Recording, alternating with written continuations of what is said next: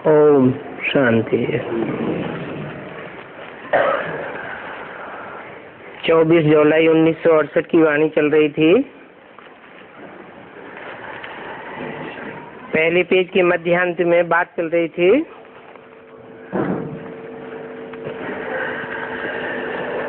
संगम युग पर जो मेला होता है आत्माओं और परमात्मा का, इसी को कुंभ का मेला कहा जाता है।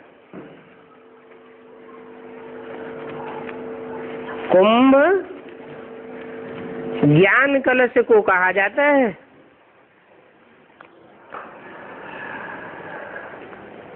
ये मेला हर 5-4 वर्ष में एक ही बार होता है।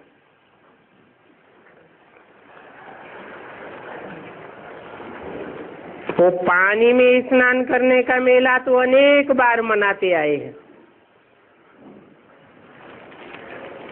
वो पानी का मेला है। पानी को आलोड़न करने से, मंथन करने से कुछ भी नहीं निकलता।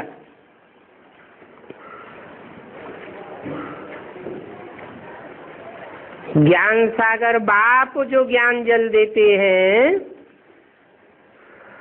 उसे मंथन करने से रतन निकलते हैं, सार निकलता है। सार स्वरूप सुखी दुनिया तैयार हो जाती है।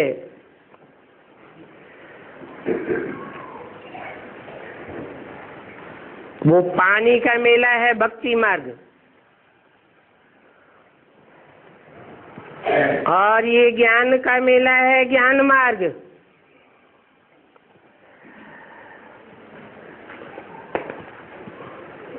ज्ञान सिर्फ एक बाप से ही आता है।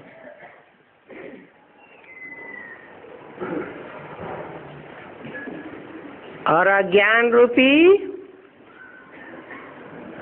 जो पानी है वो अनेक मनुष्य गुरुओं से आता है। तन तो कुछ भी नहीं निकलता। तो इस संगम को भी कुंभ कहा जाता है।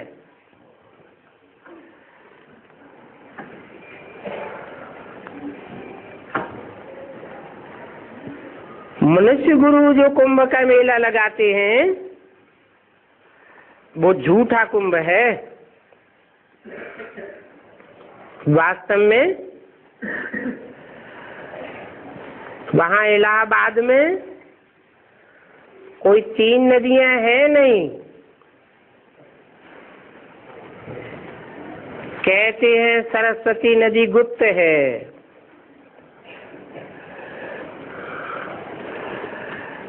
अब गुप्त नदी पानी को कैसे कह सकते हैं?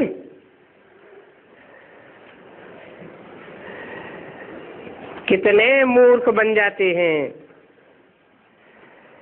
बिल्कुल ही नॉनसेंस गपोड़े।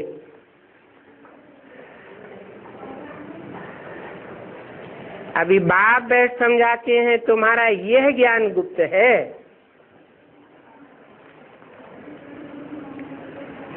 इस गुप्त ज्ञान को सारा संसार एक साथ नहीं पहचान सकता, न जान सकता है, न समझ सकता है।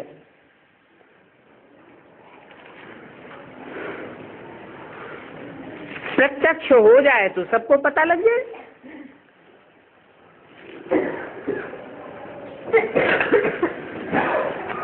तो भी ये गुप्त ज्ञान भी समझाया जाता है।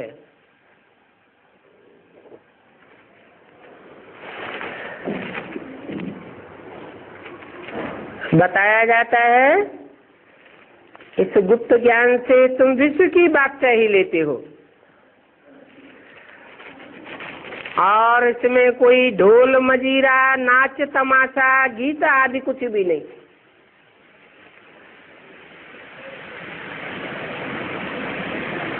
अगर ढोल मजीरा बजाते भी हैं, गीत गाते हैं,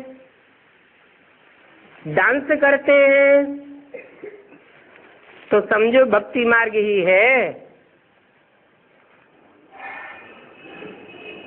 भक्ति मार्ग में तमाशा ही तमाशा, ज्ञान मार्ग में तो सब कुछ गुप्त होता है। और वह पाम्प एंड शो का भक्ति मार्ग पूरा आधा कल्प चलता है। और ये ज्ञान तो सिर्फ एक ही लाइफ चलता है।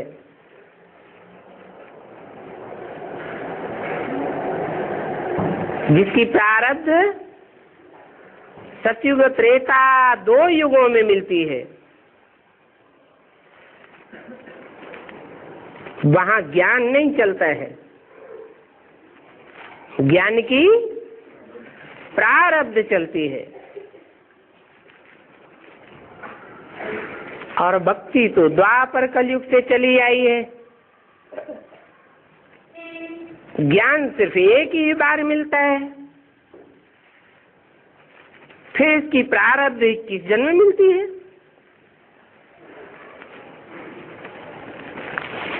तो वो भक्ति मार्ग में जो लोग कहते हैं वो है सफेद झूठ। अभी तुम्हारी आंखें खुल गई हैं, आगे तो तुम बच्चे भी अज्ञान नींद में थे।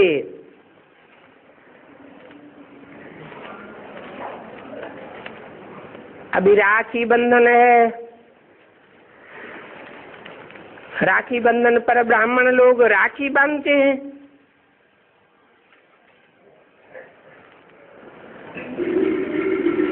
तुम समझ गए हो हम भी ब्राह्मण हैं। सच्चा सच्चा पवित्रता का बंधन तुम बांधते हो, एक एक से प्रतिज्ञा पत्र लिखवाते हो। कोई तो खून से भी लिख करके देते।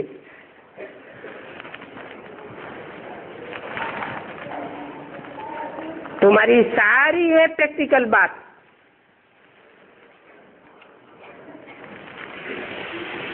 वो हाथ में राखी बांधते हैं, तुम बुद्धि रूपी हाथ में राखी बांधते हो पवित्रता की।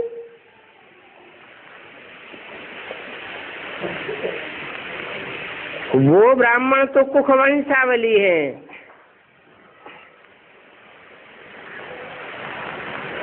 और तुम हो मुख वंशावली।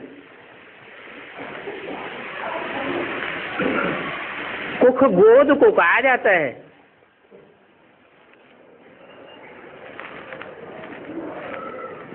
जिन्होंने गोद का प्यार लिया है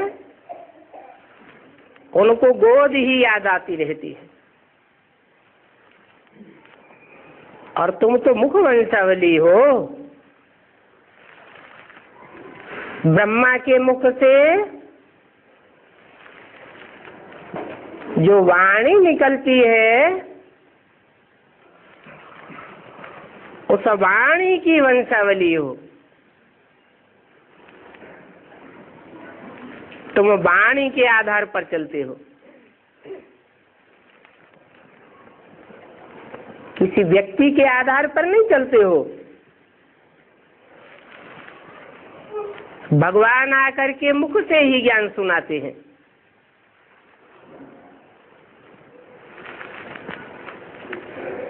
तो देखो भक्ति मार्ग में कितनी अंधश्रद्धा है। सभी अंधश्रद्धालु भक्त हैं।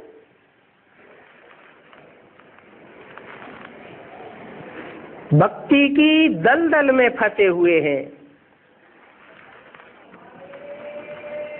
दुब्बण से जितना निकलना चाहते हैं उतना ही और गहरे जाते हैं, फंसते जाते हैं। दुब्बण में पांव फंस पड़ता है ना। बुद्धि रूपी पांव की बात है।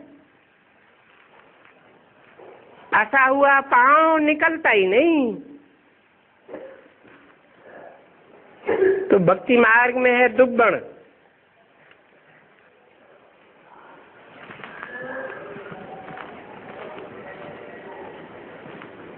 फंसते ही जाते हैं।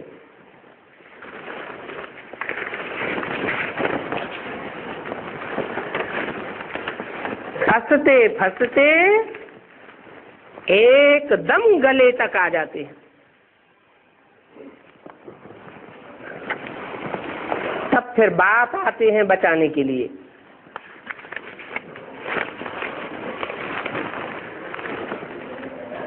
चौबीस जुलाई 68 की वाणी का दूसरा पेज।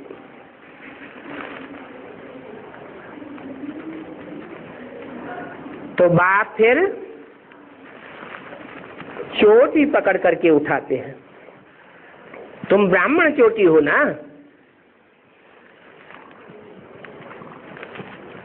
भक्ति मार्ग में विष्णु का विराट रूप दिखाया है। उस सृष्टि का विराट रूप है, उसमें तुम्हारा स्थान सबसे ऊंचा है।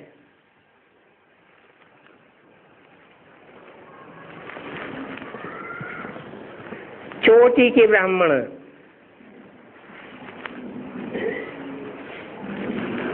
गाय के खुर के बराबर चोटी दिखाते हैं। पकड़ने योग्य तो चाहिए ना।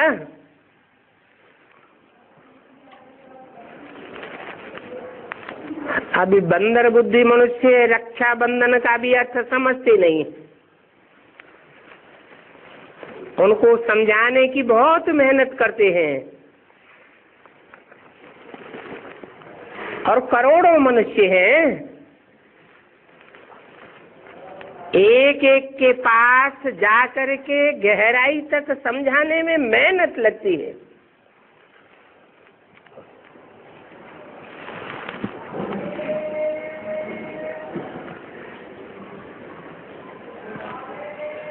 तुम समझाते हो तो भी समझती नहीं है।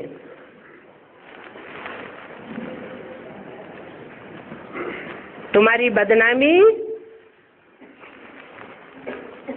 इन अखबारों द्वारा हुई है।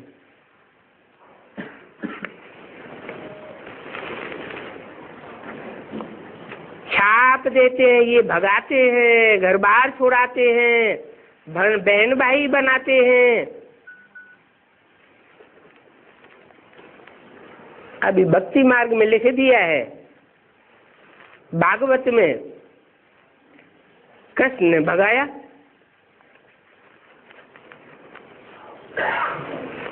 अब भागवत, रामायण, महाभारत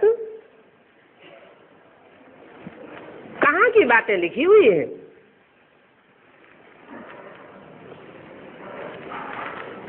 तुम चाहो तो इन खास खास शास्त्रों को संगम युग पर टैली कर सकते हो। आज में भी तुम भागे थे ना,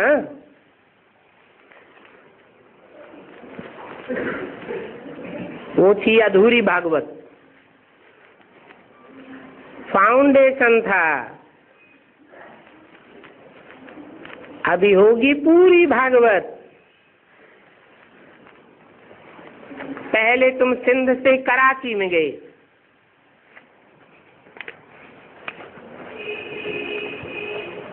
तुम कंसपुरी में थे ना,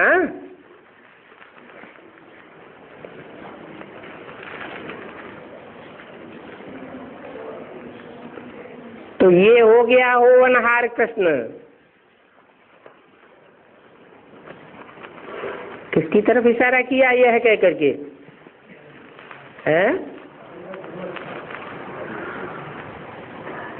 होवनहार कृष्ण, तत्कालीन कृष्ण नहीं बताया। होवनहार माने भविष्य का, वर्तमान का या पास्ट का है?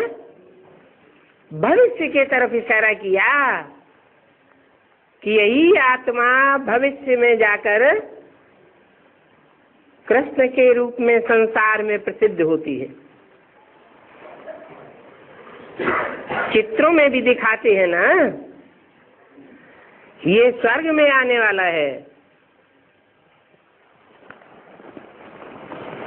पहले ब्रह्मा कुमारी आश्रमों में हर दरवाजे पर वो चित्र था, कृष्ण आ रहे हैं, दाएं हाथ में स्वर्ग का गोला और पांव में नरक का गोला। माना बुद्धि रूपी पांव में ये पुरानी दुनिया खलास हुई पड़ी है, आप मुए मर गई दुनिया।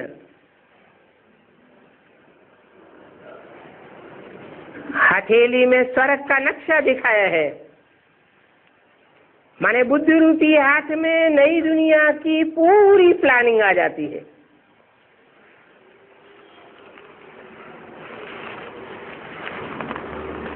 तो दिखाते हैं कि कंसपुरी से कृष्ण भागा। अब ये कंसपुरी और कृष्णपुरी कहाँ की यादगार है?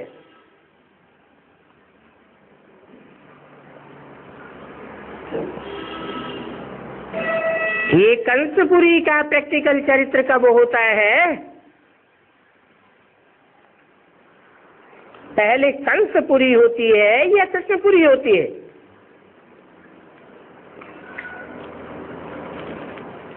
ब्राह्मणों की दुनिया में ही ये कंसपुरी और कृष्णपुरी की लीलाएं चलती हैं।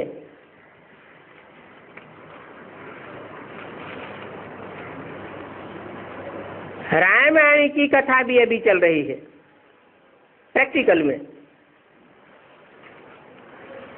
रावणपुरी से अभी तुम रामपुरी में जाने वाले हो।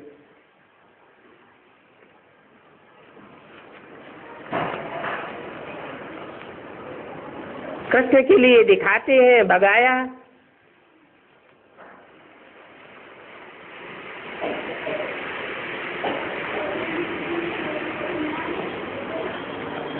किस लिए भगाया? राजयोग सिखाते हैं तो जरूर पटरानी बनाने के लिए भगाया होगा। पटरानियां होंगी तो पटराने भी होंगे।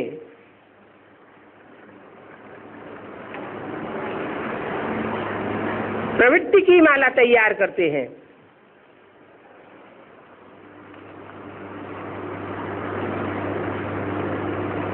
पटराना बनने वालों को भी घर घाट छोड़ करके भागना पड़ा होगा।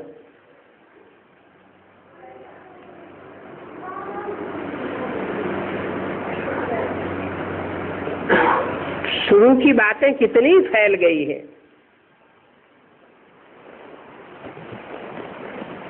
अब शुरू में तो छोटा झाड़ होता है, तो इतनी बदनामी फैली हुई है। फिर आदि सो अंत भी होता है। कितना विस्तार हो जाना है। पहले भी अखबारों में धम धम मच गई थी, अभी एक एक को तो तुम समझा ही नहीं सकते हो।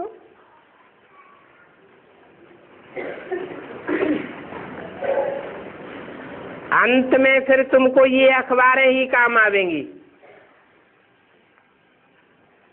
जिन अखबारों द्वारा तुम्हारा नाम बदनाम हुआ है,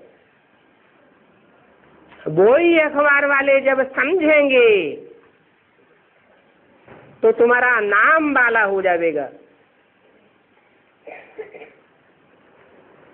अभी देरी है।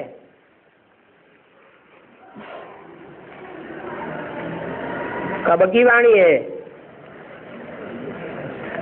68 की। तो अभी भी देरी है, हैं? अभी नहीं कहेंगे देरी है, अचानक होता है।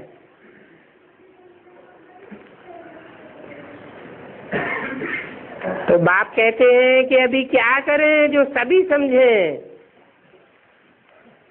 कि ये रक्षाबंधन का अर्थ क्या है। जबकि बाप आए हैं पावन बनाने के लिए, बुलाते भी हैं पतित पावन आओ, तो जरूर पवित्रता के बंधन में बांधते होंगे ना।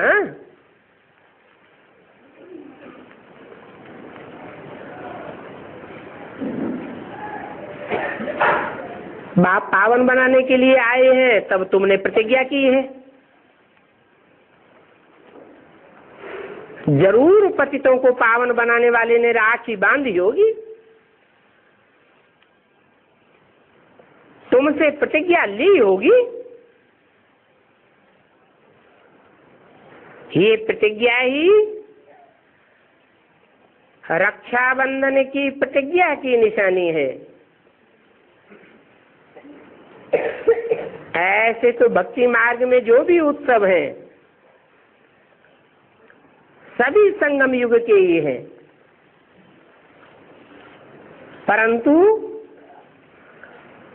ब्राह्मणों का खास बंधन कौन सा है? रक्षाबंधन, जिसे कहा जाता है ब्राह्मणों का ऊंच से ऊंच उत्सव। सतयुग का तो एक ही उत्सव नहीं है। अभी कृष्ण का जन्म मनाते हैं, फिर जरूर गद्दी पर बैठा होगा। जन्म कहा ही जाता है, बच्चा जब पैदा होता है तो संसार मानता है पैदा हुआ, प्रत्यक्ष हुआ। प्रत्यक्षता को ही जन्म कहा जाता है। पहले गर्भ में गुप्त होता है। ये भी तुम ब्राह्मणों का गर्भकाल चल रहा है। तुम्हारा दान मान पद मर्तबा सब कुछ गुप्त है।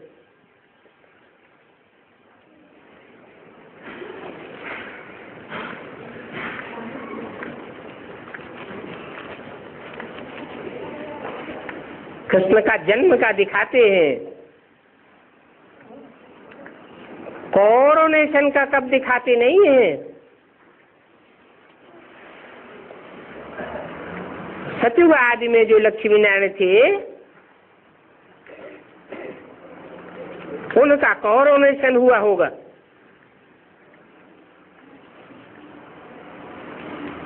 प्रिंस का कैसे होगा? प्रिंस का तो जन्म मनाते हैं, फिर कोरोनेशन कहाँ दिखाते हैं?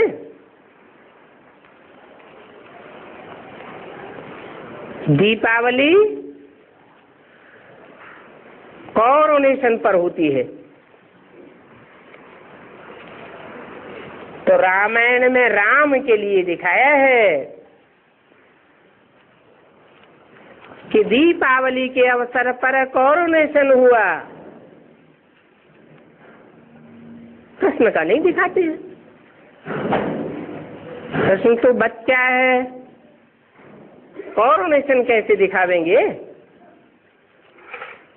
राम को तो बड़ा दिखाते हैं। बड़ा भव का होता है। वास्तव में वो संगम युगी सतयुग का भव का है, परंतु संगम युग की जो बात होती है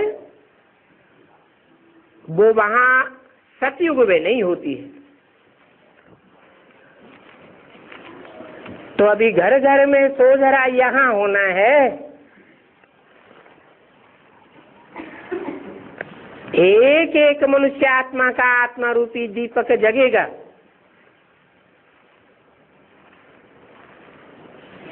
जिसकी यादगार में भक्ति मार्ग में मिट्टी का दीपक बनाते हैं ना। ये मिट्टी क्या है? ये शरीर मिट्टी है, इसमें आत्मा का दीपक जगाया जाता है। तो अभी यहाँ घर घर में सोजरा होने का है।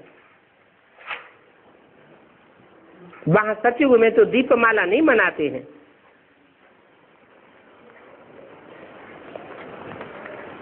क्योंकि वहां तो सभी आत्माओं की ज्योति जगी हुई है।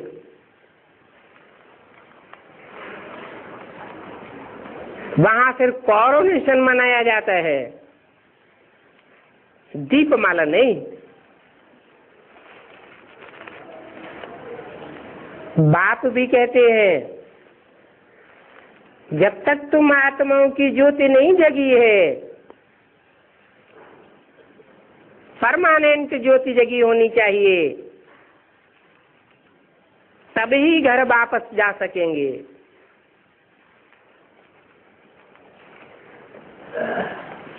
तो अभी ये जो पतित दुनिया है, सभी को पावन बनाने के लिए सोच करना है, मंथन करना है।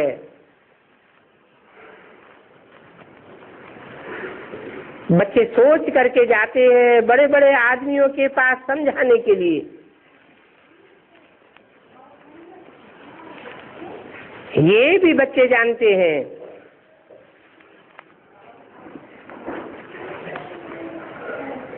कि बदनामी हुई है अखबारों द्वारा, तो फिर नाम वाला भी इन अखबारों द्वारा ही होगा।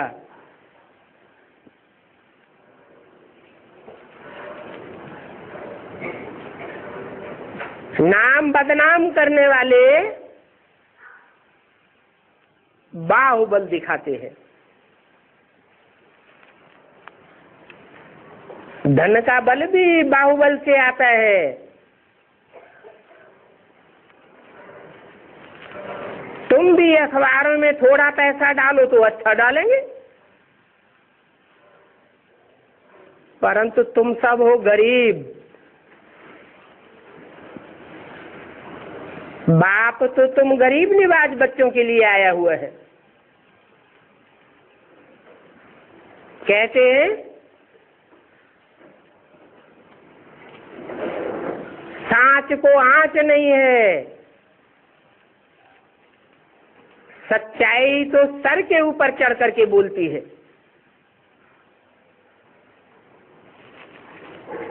देखने में भी आता है।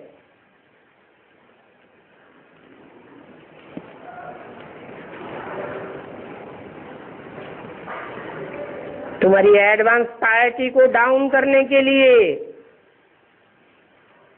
98 में कितनी नोटों की गड्डियां गिराई गई, मिट्टी में पैसा मिला दिया, अखबार वालों के हाथ गया, प्रशासन के हाथ गया, पुलिस प्रशासन के हाथ में गया। अखबार वालों ने खूब धम चक्कर मचाया। अखबार ही क्यों, इंडिया की 1.5 दर्जन पत्रिकाओं में पैसे के आधार पर एक ही मैटर डाल दिया गया।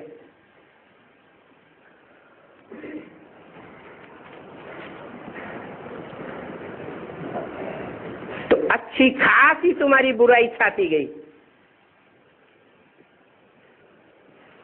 पैसा न दिया होता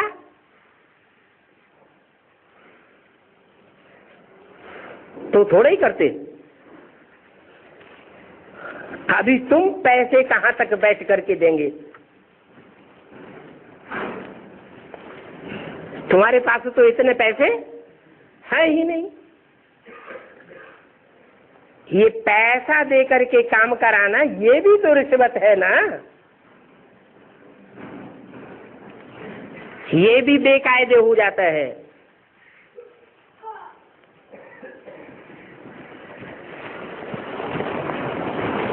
मीडिया लिए बनाया गया? किस लिए बनाया जाता है? सच्चाई को उजागर करने के लिए मीडिया बनाया जाता है। अखबार हो, रेडियो हो, टेलीविजन हो, चैनल्स हो।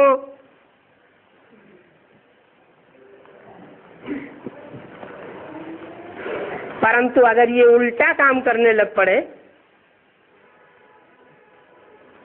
तो दुनिया उल्टी जाएगी या सीधी जाएगी? कितना बेकायदे काम हो जाता है।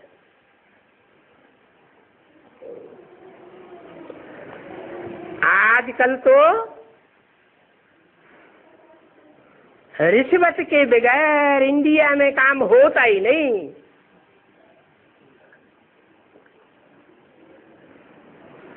तुम भी रिश्वत दो और बंदर भी रिश्वत दे,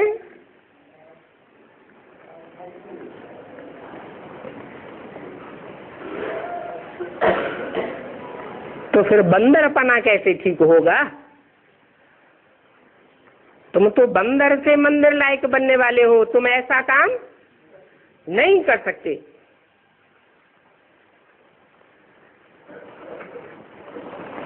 तुम्हारी तो सारी बात है योग बल की।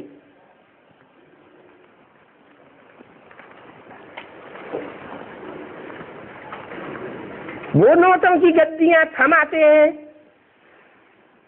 तो उसे योग बल कहेंगे या बाहुबल कहेंगे? बाहुबल से ही पैसे कमाए जाते हैं। और योग बल भी तुम्हारे में इतना चाहिए जो तुम कोई से भी काम कराए सको।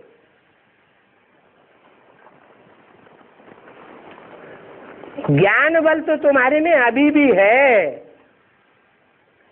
परंतु क्या नहीं है? योग बल इतना नहीं है। ये जो चित्र आदि बनाए हैं ये भी ज्ञान है। ज्ञान तो प्रत्यक्ष है, योग गुप्त है। जानते हो आत्मा समझ है, बाप को याद करना है। बेहद के बाप से वर्षा लेने के लिए, और वो बाप है ही गुप्त।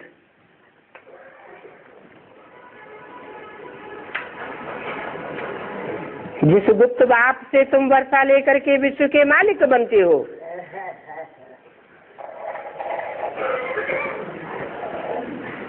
और तुम तो कहाँ भी बैठ करके याद कर सकते हो। ऐसे नहीं कि महलमानियां अटारियां चाहिए।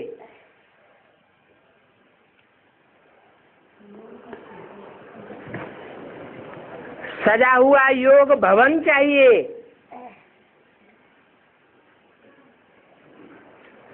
तुम झोपड़ी में भी बैठ करके पुरुषार्थ कर सकते हो।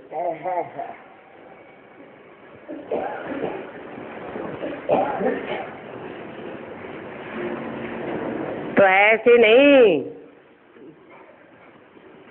कि यहाँ बैठ करके ही योग साधना है। नहीं, चलते फिरते, उठते बैठते, काम धंधा करते,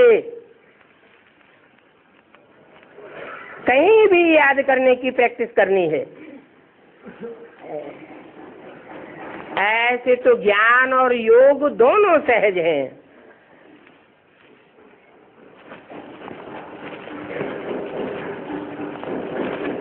सिर्फ विधिवत काम होना चाहिए। विधि से सिद्धि होती है। 7 दिन का कोर्स लिया, ज्ञान के लिए तो इतना ही बस है, जास्ती की दरकार भी नहीं रहती। फिर जाकर के तुम औरों को आप समान बनाओ। बाप को ज्ञान का सागर भी कहा जाता है, शांति का सागर भी कहा जाता है। ये दो ही बातें मुख्य हैं।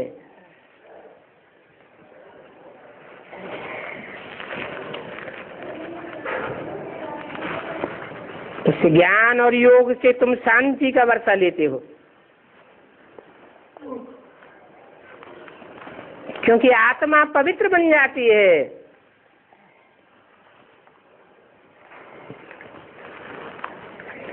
जहाँ प्योरिटी होती है वहाँ पीस एंड प्रॉस्पेरिटी स्वतः ही आ जाती है।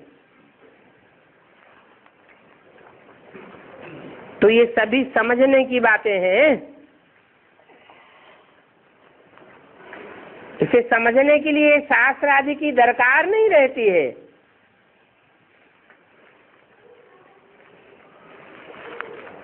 जिन्होंने शास्त्र पढ़े हुए हैं, बहुत भक्ति की हुई है इस जीवन में, उनको वो शास्त्र आदि याद आवेंगे। उनको शास्त्रों के आधार पर समझाना पड़ता है। उनको गीता याद आवेगी। वास्तव में तो गीता भी याद नहीं आनी चाहिए। यहाँ तो तुम्हारे पास कोई भी शास्त्र नहीं है, परंतु औरों को समझाने के लिए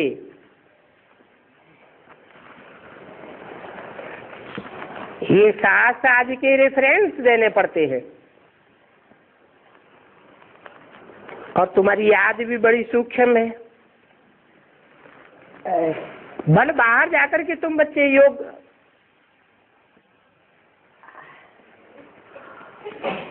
याद करने के लिए चक्कर लगाते रहो। बाप को याद करो, 84 के चक्र को याद करो, इसमें सारा ज्ञान आ जाता है। पवित्र बनना है और दैवी गुण धारण करने हैं। कोई भी प्रकार का अवगुण नहीं होना चाहिए। बाप कहते हैं मेरे खातिर अभी तुम पतित मत बनो।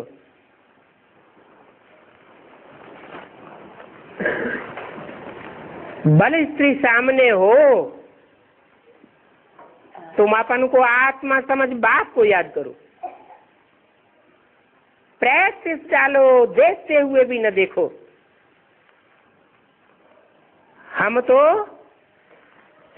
तीसरे नेत्र से बाप को देखते रहते हैं। जैसे आत्मा को समझते हो, वैसे तीसरे नेत्र से परमपिता परमात्मा को भी समझते हो। इन आंखों से तो भगवान नहीं दिखाई देता, तो तुम इन आंखों से देखने की चीज देखते ही नहीं हो।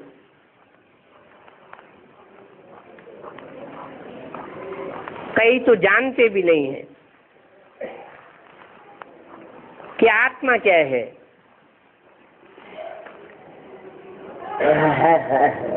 सिर्फ समझाया जाता है आत्मा इतनी छोटी है, एक स्टार मिसल, तो बाप भी इतना छोटा होगा। वो बाप ज्ञान का सागर है।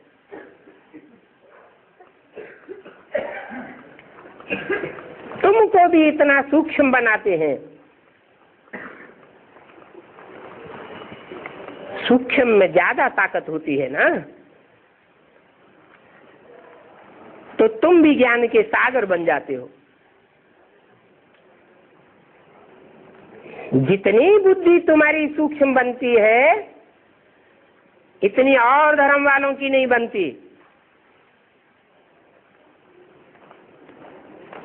इन ज्ञान की बातों में मुझना नहीं चाहिए।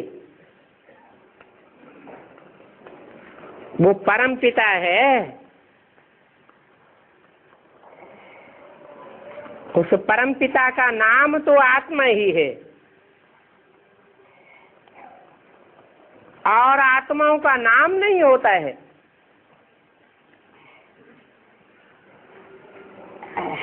आत्माओं के शरीर का नाम होता है,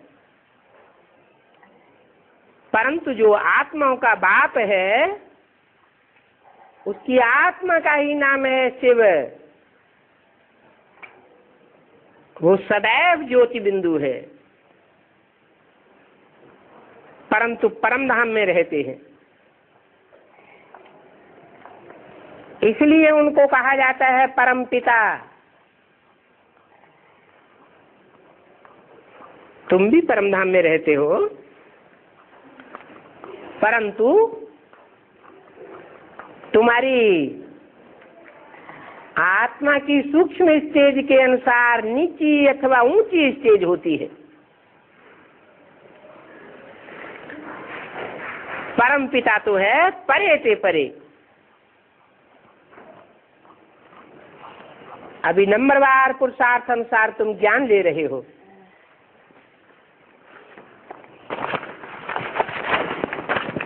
पास विदानर जो होते हैं उनको कहेंगे पूरा ज्ञान सागर।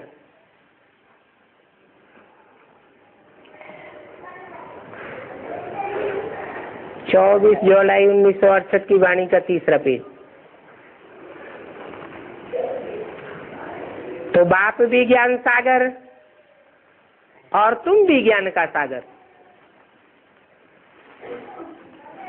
आत्मा कोई छोटी बड़ी नहीं होती है, परम पिता परमात्मा भी कोई छोटा बड़ा नहीं होता। ये जो भक्ति मार्ग में कह दिया है कि हजारों सूर्यों से तेजोमय है, ये ज्ञान के तेज की बात है। ज्ञान को ही ज्योति कहा जाता है। बाकी स्थूल थ्योरी की ज्योति के समान कोई बात नहीं है।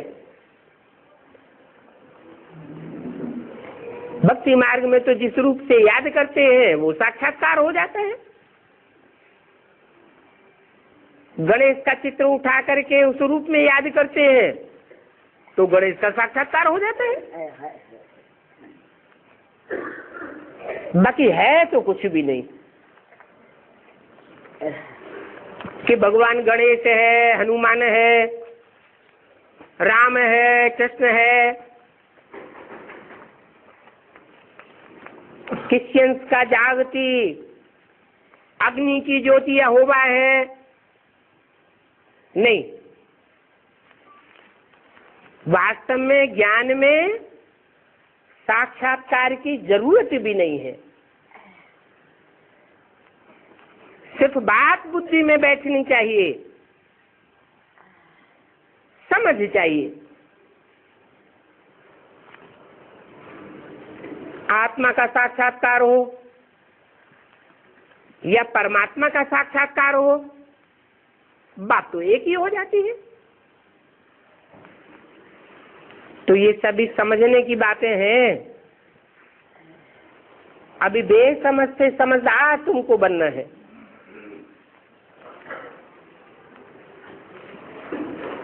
ये भी तुम बच्चों को समझ हुई है कि हम जीव आत्माओं को बाप का परिचय मिला है, और बाप का परिचय दिया किसने? बाप खुद ही आकर के अपना परिचय देते हैं, खुद ही आकर परिचय देते हैं। तो वो बाप है कहाँ?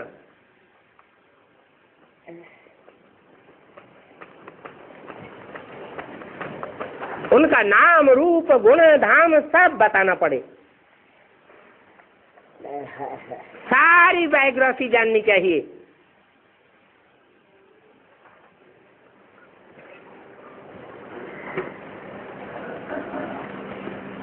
तो जो बेसिक नॉलेज लेने वाले बच्चे हैं वो तो प्राइमरी नॉलेज में जो पढ़ा है वो ही बतावेंगे। कहेंगे जैसे आत्मा है वैसे परमात्मा का रूप है। अभी तुमको तो बाप ने रियलाइज कराया है कि आत्माओं का कर्तव्य क्या है और परमपिता परमात्मा का कर्तव्य क्या है। ऊंच से ऊंच बाप कहा जाता है तो कर्तव्य भी ऊंच से ऊंच करते होंगे ना। ऊंच से ऊंच उनकी पूजा है।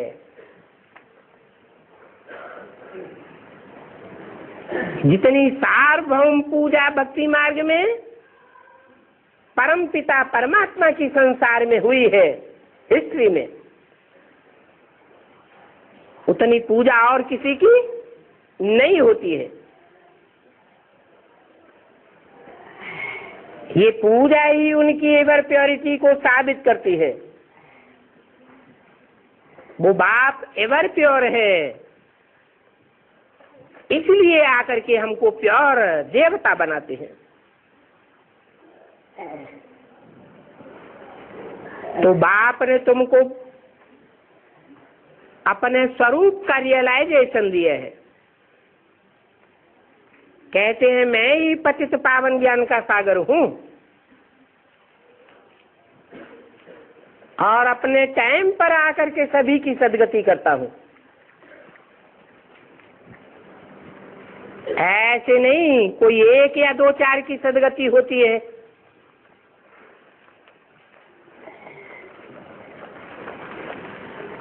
ये तो बेसमझी की बातें हैं कि ज्योति ज्योति समाया, निर्वाण में गया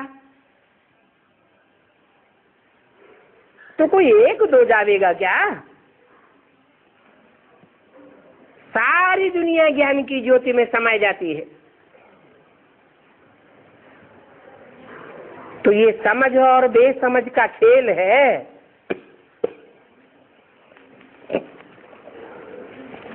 समझदार देवताओं को बेसमझ माथा टेकते हैं। कहाँ कहाँ की बात? भक्ति मार्ग में।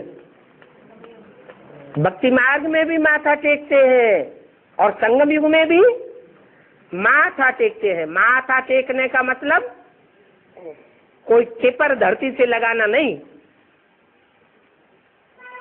माथा टेकना माने बुद्धि झुकाना, बात को मानना। तो अभी तुम जान गए हो कि सबसे जास्ती पूजा होती है शिव बाबा की।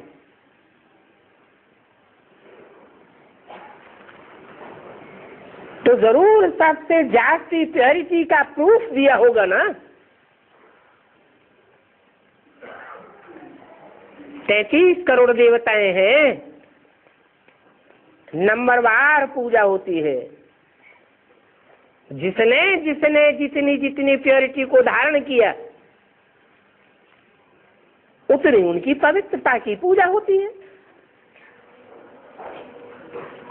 सभी देवी देवताओं की एक जैसी पूजा तो नहीं होती। अभी तक भी पूजा चल रही है। सबसे जास्ती तुमने भक्ति की है तो सबसे जास्ती ज्ञान भी तुम उठाते हो। जिन्होंने द्वापर युग के आदिकाल की अब विचारी भक्ति सबसे जास्ती की हो, वो ज्ञान भी अब भी विचारी उठाते हैं। एक की ही बात मानेंगे और कोई की बात कान पर धरेंगे नहीं। एक कान से सुनेंगे, दूसरे कान से निकाल देंगे। तो कहा जाता है विचारी ज्ञान।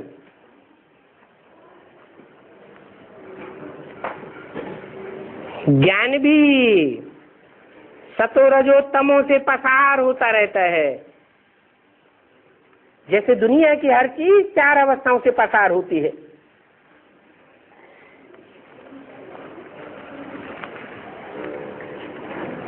तो तुमने अब विचारी भक्ति की होगी तो फिर बाप तुमको ही पढ़ाते हैं। भक्ति में तुम महिमा करते थे,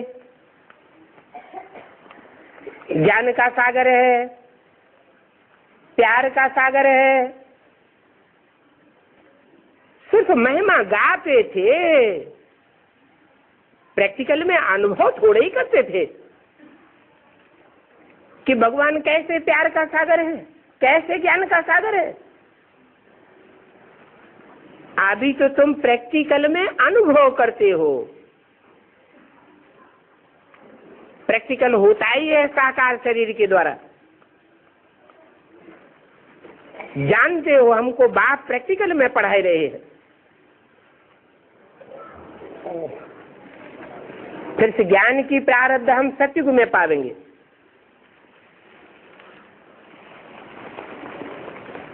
पहले होता है रक्षाबंधन, बाद में होती है कृष्ण जन्माष्टमी। तो जरूर पहले रक्षा के बंधन में बंधना पड़े।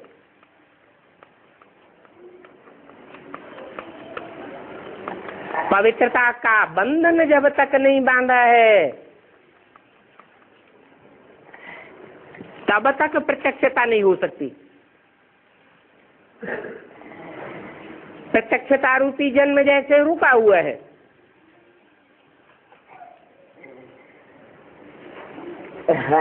बच्चों का जन्म सो बाप का जन्म। ये प्रत्यक्षता रूपी जन्म बाप अकेला नहीं लेता है, बच्चों के साथ बाप प्रत्यक्ष होता है।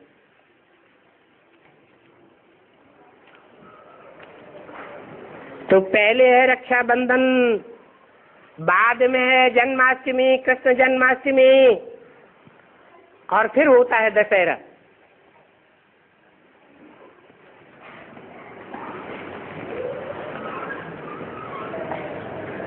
जो भी 10 सिरों से बात करने वाले हैं, 10 प्रकार की बातें बनाने वाले हैं, अनेक अनेक धर्म हैं, उन सब का हरण हो जाता है, सब खलास हो जाते हैं।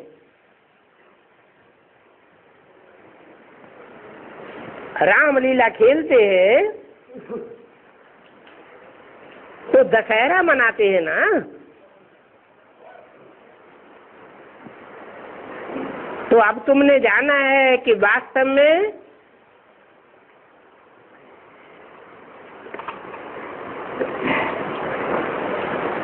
भक्ति मार्ग में जो भी त्योहार मनाए जाते हैं वो इस समय संगम युग की यादगार है।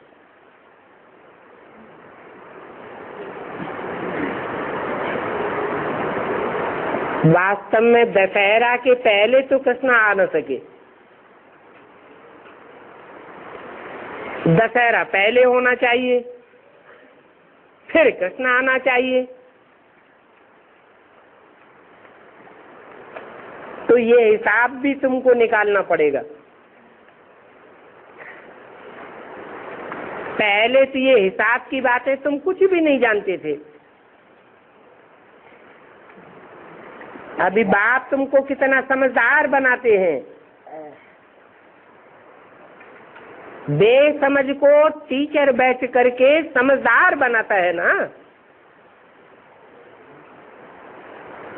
तुम भी समझते हो कि पहले तो हम कुछ भी नहीं जानते थे। अभी तुम समझते हो कि भगवान तो बिंदी है और ये मनुष्य सृष्टि रूपी झाड़ कितना बड़ा है। आत्माएं ऊपर में बिंदी रूप में रहती हैं। मीठे मीठे बच्चों को समझाया जाता है। वास्तव में 1 सेकंड में समझदार बनना चाहिए, परंतु पत्थर बुद्धि ऐसे हैं कि समझते ही नहीं है।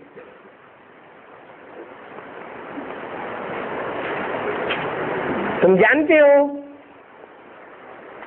जो तुम्हारी बात इशारे में समझ जाते हैं वो तुम्हारे कुल के हैं।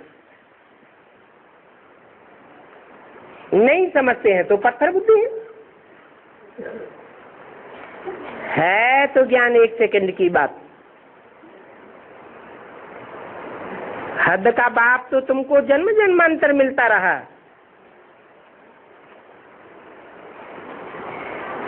और नया नया बाप मिलता रहा। और ये बेहद का बाप तो एक ही बार आकर के 21 जन्मों का वर्षा देते हैं। अभी तुम समझते हो कि बेहद के बाप से हमको बेहद का वर्षा मिलता है,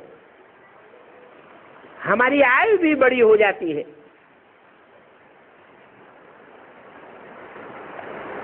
ऐसे भी नहीं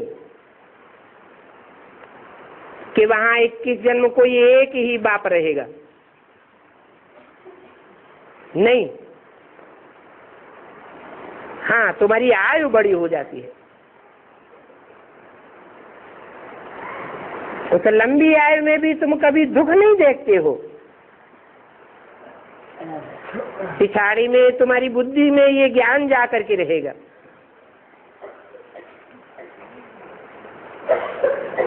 कि बाप को याद करना है और वर्षा लेना है, बस। समझते भी हैं कि बच्चा पैदा हुआ और बारिश बना। बाप को जान लिया तो बस बाप और वर्षे को याद करो, पवित्र बनो, दैवी गुण भी धारण करने पड़े।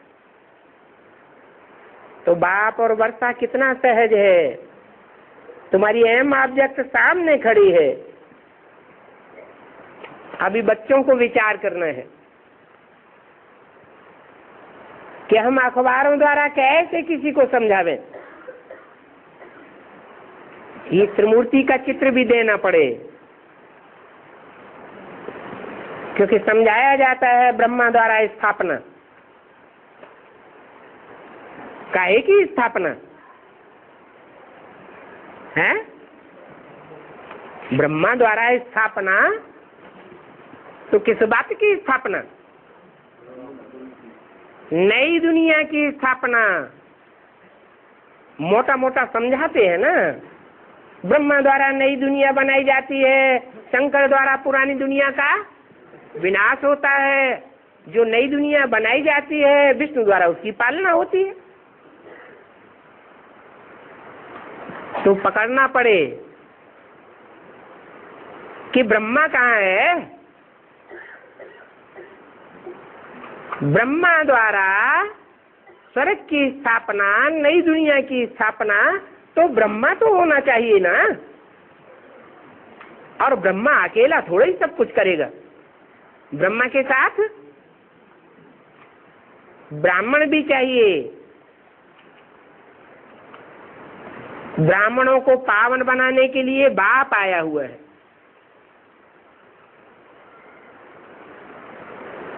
ब्रह्मा मुख वंशावली को ब्राह्मण कहा जाता है।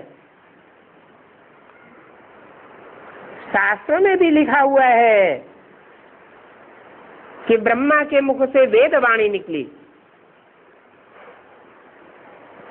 विद शब्द का अर्थ ही है जानना, जानकारी। तो क्या झूठ की जानकारी? सच्चाई की जानकारी। तो ब्रह्मा के मुख से वेदवाणी निकलती है, और वेदवाणी तो सच्ची ही है। ब्रह्मम वाक्यम जनार्दनम कहा जाता है। कहते हैं ये तो ब्रह्म वाक्य है, पत्थर की लकीर है, परंतु उस ब्रह्म वाक्य को भी समझना पड़े।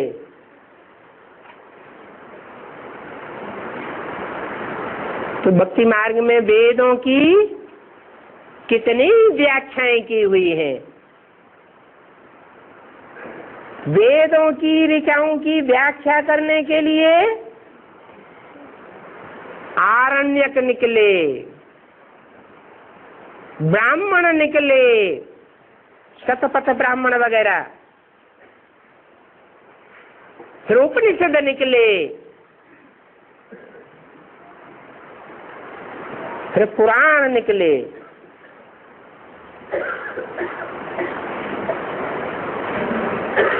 में व्याख्याएं ही भरी हुई हैं।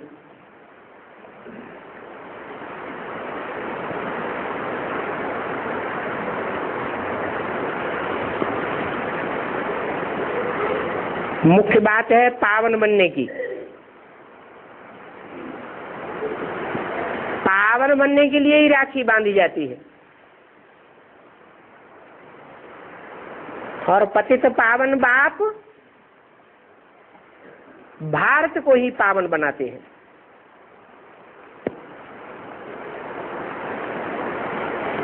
किसको पावन बनाते हैं? भारत को। क्यों? नाम ही है भारत। भा माने रोशनी, रत माने लगा हुआ। किसको पावन बनाते हैं? जो ज्ञान की रोशनी में ही लगे रहते हैं, जिनका धंधा क्या है? ज्ञान लेना और ज्ञान देना। जो बाप का धंधा, तो बच्चों का धंधा।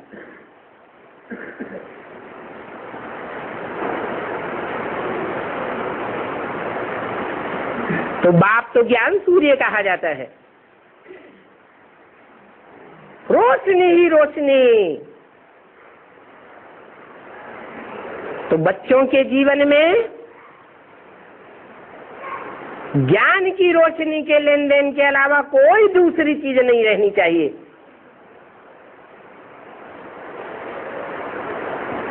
तब कहेंगे बाप का बच्चा।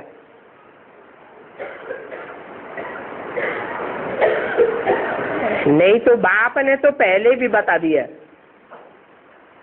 सब धंधों में है नुकसान और देखने में भी आता है।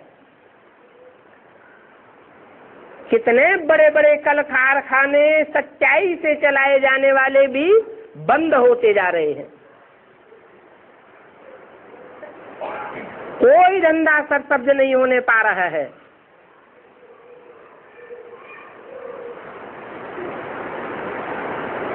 झूठा धंधा करने वाले पनपते जा रहे हैं और सच्चाई से काम करने वाले खलास होते जा रहे हैं।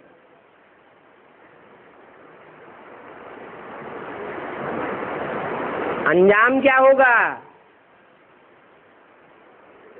सब धंधे खलास हो जाएंगे। एक ही ज्ञान का धंधा अंत में बचेगा। उत्तर दक्षिण पूरब पश्चिम चौं जिसे काल फिरे, और आंधी आएगी ज्ञान की।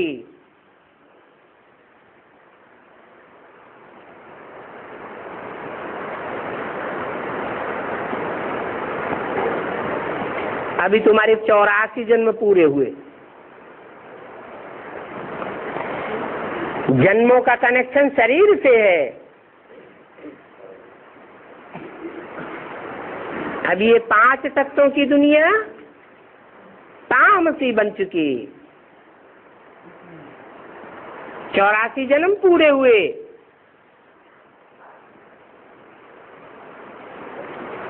तो बताते हैं कि जिसने बहुत जन्म लिए होंगे वो अच्छी रीति समझते रहेंगे। जिन्होंने कम जन्म लिए होंगे उनकी बुद्धि में इतने जल्दी बैठेगा नहीं। जो पिछाड़ी में इस ज्ञान में आवेंगे उनको इतनी खुशी नहीं रहेगी जितनी तुमको होती है, क्योंकि उन्होंने भक्ति ही कम की है। भक्ति का फल देने के लिए बाप को आना पड़ता है। भक्ति किसने जास्ती की है ये तुम आप ही समझते हो। कैसे कैसे समझते हो? जिसने जास्ती ज्ञान लिया है उससे हम समझते हैं ये ज्ञान में जास्ती होशियार है तो हमसे बड़ा बनने वाला है। पहले नंबर में भी तुम ही आए थे नई दुनिया में। तुमने ये बेविचारी भक्ति की है तो तुम अपने आप से पूछो, हमने जास्ती भक्ति की है या इसने जास्ती भक्ति की है? किसने है? हमने जास्ती भक्ति की है या इसने जास्ती भक्ति की है? अपने आप से पूछो, क्या जवाब देंगे? है? इसने जास्ती भक्ति की है। इसने माने किसने? ब्रह्मा ने जास्ती भक्ति की है। ब्रह्मा ने अगर जास्ती भक्ति की होती तो जास्ती ज्ञान उठाना चाहिए ना, बुद्धि में बात बैठ जानी चाहिए ना। गीता का भगवान कौन? वो बात बुद्धि में बैठती है? नहीं बैठती। तो ज्यादा इसने भक्ति की है या तुमने भक्ति की है? हैं? तुमने जास्ती भक्ति की है तो ज्ञान भी तुम ही जास्ती उठाते हो।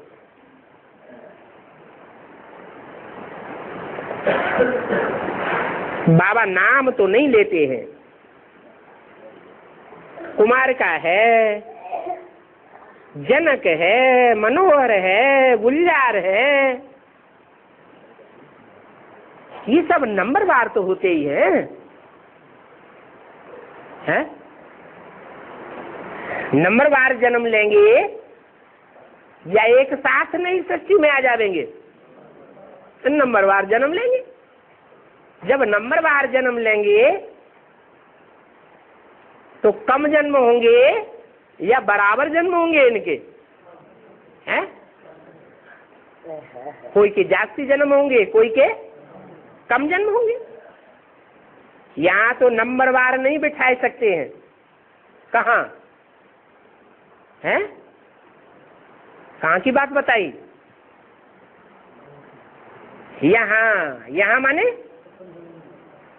जब तक ब्रह्मा का कार्यकाल चल रहा है, चाहे स्थूल शरीर से चाहे सूक्ष्म शरीर से, तब तक कोई को नंबरवार नहीं बिठा सकते हैं, क्योंकि नंबर अभी डिक्लेयर ही नहीं हुए। फिर क्या होगा? है? फिर जब नंबर डिक्लेयर हो जाएंगे, मालाएं प्रत्यक्ष हो जाएंगी, तो नंबरवार ही बिठावेंगे। अभी कौन आगे बैठते हैं? हाँ? बेसिक में देखो जाके कौन आगे बैठते हैं? हैं? दीदी दादी दादा हैं। यहाँ भी जो अपन को दादाएं समझते हैं वो आगे बैठ जाते हैं।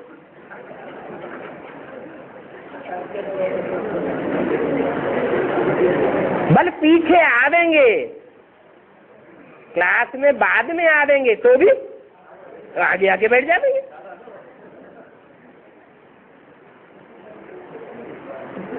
तो अभी नंबरवार बिठाए नहीं सकते हैं।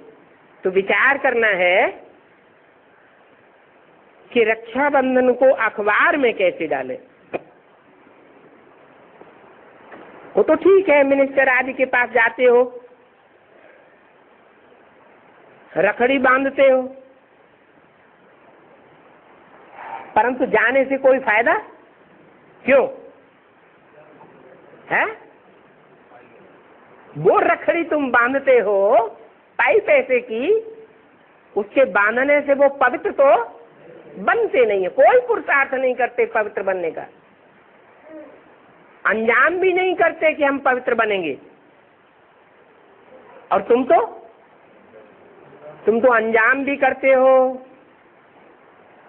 बंधन में बंधते भी हो, और कुछ न कुछ पवित्रता के लिए पुरुषार्थ भी करते हो। नंबरवार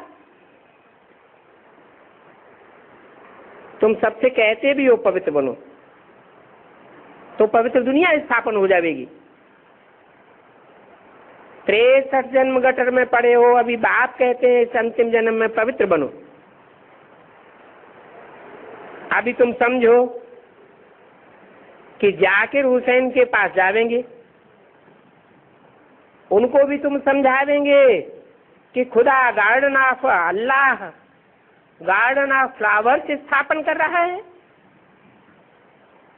अभी तुमको भी पावन बनना है, खुदा को याद करो तो तुम्हारे सिर पर जो पापों का बोझ है वो उतर जाएगा। अखबार में भी ये बातें डाल सकते हो। बड़े बड़े अखबारों में तो पैसे लेते हैं, बड़े बड़े चैनल्स में तो पैसे लेंगे, बिना पैसे के तुम्हारा काम नहीं करेंगे। जो पैसे उनको लाखों लाख देते हैं उनका रोज सीरियल चलाते हैं। तुम्हारे पास तो इतने पैसे नहीं है तो क्या करो? अरे बड़े अखबार नहीं डालते हैं तो छोटे छोटे अखबारों में डालो। अच्छा, मीठे मीठे बच्चों को याद प्यार गुड मॉर्निंग और नमस्ते।